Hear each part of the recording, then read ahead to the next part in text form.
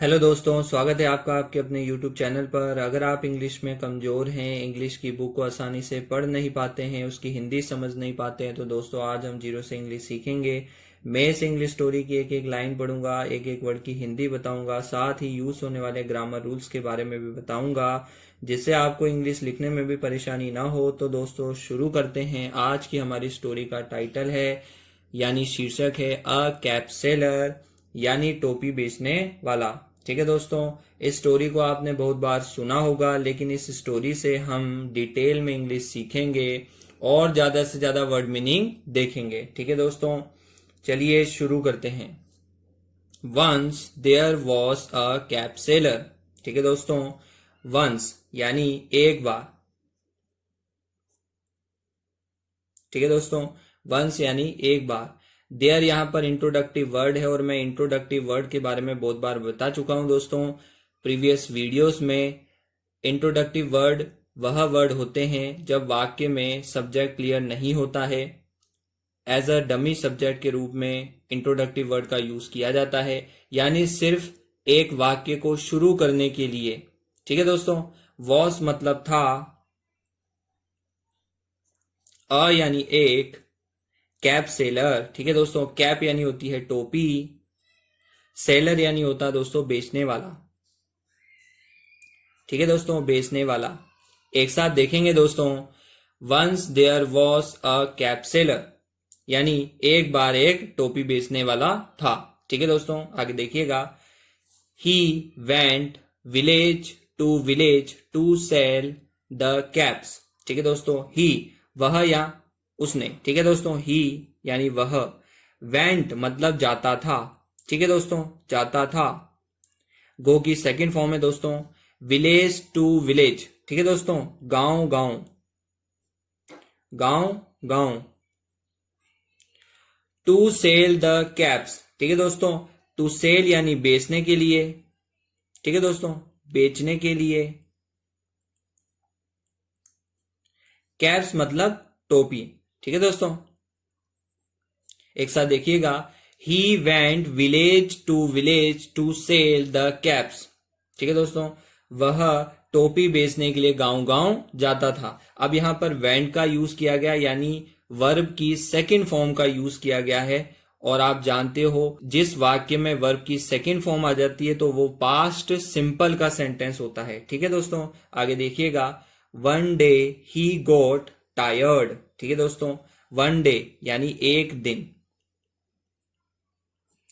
ही यानी वह।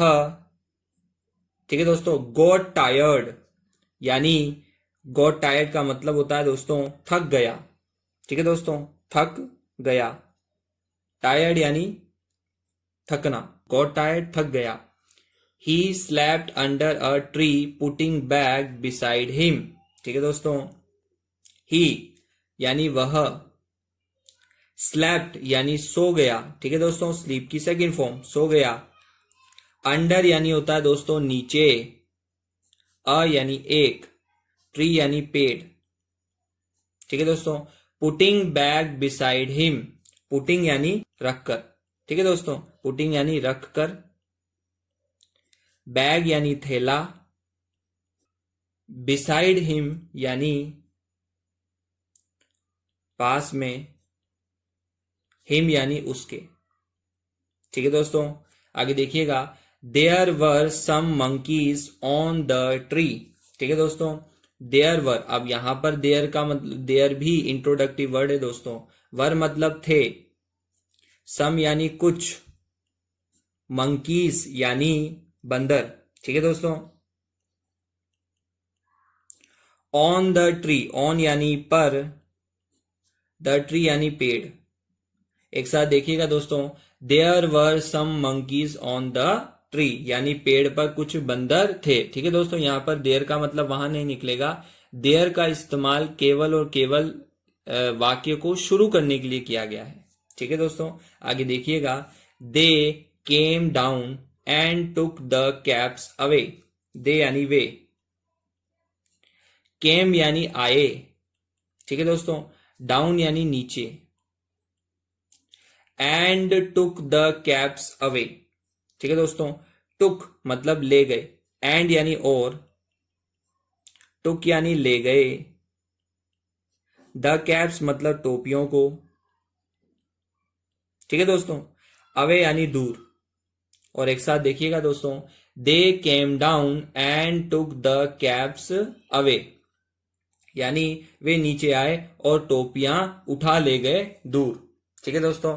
आगे देखिएगा, on waking up he did not find the caps, on waking up यानी जागते ही, ठीक है दोस्तों, जागते ही यानी वह या उसने, डिड नॉट यानी नहीं, डिड यहां पर हेल्पिंग वर्ब है दोस्तों, फाइंड यानी पाई, ठीक है दोस्तों। द कैप्स मतलब टोपियां, ठीक है दोस्तों, टोपियां। एक साथ इसका मतलब देखेंगे, on waking up he did not find the caps, यानी जैसे ही वह उठा उसने देखा कि टोपियां नहीं थी।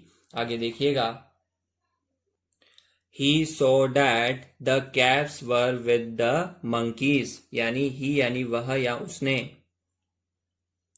saw यानी देखा, सी की सेकेंड फॉर्म है दोस्तों, that यानी कि, the caps were with the monkeys, the caps यानी टोपियां, ठीक है दोस्तों।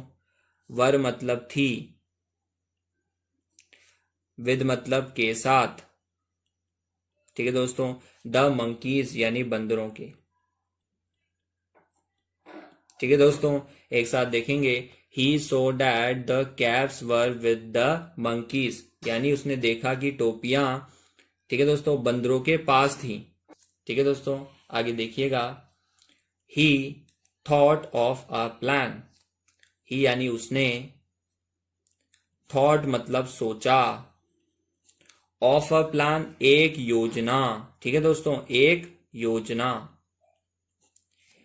ही threw his cap on the ground, ठीक है दोस्तों, ही यानी उसने, ठीक है दोस्तों, ही यानी उसने। अब ये ही किस लिए यूज किया गया दोस्तों, ही उस कैप सेलर के लिए आया है, थ्रू यानी फेंक दी, ठीक है दोस्तों, फेंक दी। हिज मतलब उसकी, कैप यानी टोपी, ऑन यानी पर, द ग्राउंड यानी जमीन पर, ठीक है दोस्तों। यानी एक साथ देखिएगा, he threw his cap on the ground, यानी उस कैप सेलर ने, टोपी बेचने वाले ने अपनी टोपी जो पहनी हुई थी उसको जमीन पर फेंक दिया, और बंदरों ने भी एग्जैक्ट वैसा ही किया, ठीक है दोस्तों। आगे देखिएगा, the monkeys did the same, ठीक है दोस्तों, यानी बंदरों ने, मंकीज यानी बंदरों ने, did the same, did do की सेकेंड फॉर्म के रूप में आया है दोस्तों, ठीक है दोस्तों, किया। द सेम यानी वही, यानी बंदरों ने भी क्या किया दोस्तों, वैसा ही किया जैसे उस कैप सेलर ने किया, ठीक है दोस्तों। आगे देखिएगा, he collected the caps and went away happily, he यानी उसने, कलेक्टेड यानी इकट्ठा की, ठीक है दोस्तों, कलेक्टेड यानी इकट्ठा की। द कैप्स यानी टोपियां, ठीक है दोस्तों। अब यहां पर एस लग रहा है इसलिए ये प्लूरल शब्द है, बहुवचन है। एंड वेंट अवे, और वेंट मतलब चला गया, अवे यानी दूर, हैप्पीली यानी खुशी खुशी, ठीक है दोस्तों, खुशी खुशी। एक साथ देखिएगा, he collected the caps and went away happily, यानी उसने टोपियां इकट्ठा की और खुशी खुशी वहां से चला गया, ठीक है दोस्तों। मोरल देखिएगा दोस्तों, इस कहानी से हमें शिक्षा क्या मिलती है, मोरल यानी शिक्षा, नेवर लूज हार्ट, ठीक है दोस्तों, नेवर यानी कभी नहीं, ठीक है दोस्तों, लूज मतलब खोना, ठीक है दोस्तों, खोना। और हार्ट, हार्ट का मतलब दिल होता है, लेकिन इस कहानी के संदर्भ में यहां पर हिम्मत शब्द यूज किया गया है, ठीक है दोस्तों। यानी नेवर लूज हार्ट, यानी कभी हिम्मत मत हारो, ठीक है दोस्तों। इस कहानी से हमें लाइफ लेसन मिलता है कि मुश्किल समय में दिमाग को ठंडा रखकर चालाकी से सोचना चाहिए। ठीक है दोस्तों, ये थी आज की कहानी। मैं आशा करता हूँ आपको पसंद आई होगी। वीडियो को शेयर कर दीजिएगा और चैनल को सब्सक्राइब करना ना भूलें। धन्यवाद।